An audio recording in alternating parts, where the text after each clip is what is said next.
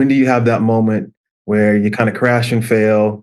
And sometimes you need that to hit the reset button and to say, well, are we doing things the right way, especially from at the developmental level, like I was saying before. So that was certainly one of the things that everyone is looked at.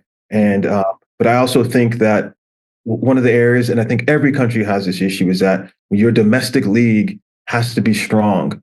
And I think now we've really focused on that, again, with the addition of an MLS Next Pro, on making our domestic league strong, and then being able to trust our players that are domestic players. We've always had good domestic players, and I think mixing them in with strong European players for us is going to be our formula. But I think certainly, you hate to say it, but maybe you have to have some failure, yes, 2 steps back to get forward again, because it makes everybody examine what's been going on in the past. And I think sometimes that's a good thing. And I think for us it was.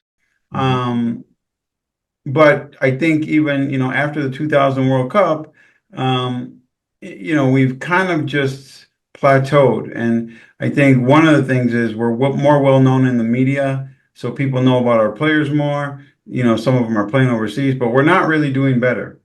And so I think our country still needs to go through some define who we are. I think Mexico had a period where they did. And now, during that phrase when we didn't go to the World Cup, Mexico was, back on top of CONCACAF.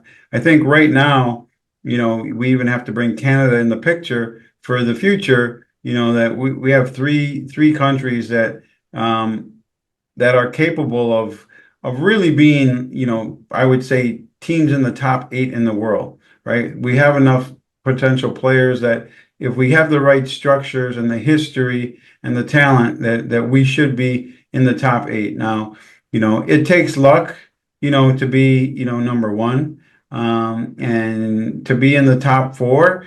I think we can get to the semifinals, but for me to be a top 4 team, you have to do it consistently over multiple years. And so we have the ability to beat those teams, but I think it's going to be a long time before we stay there. But a top 8 is something that is in both of our potentials now.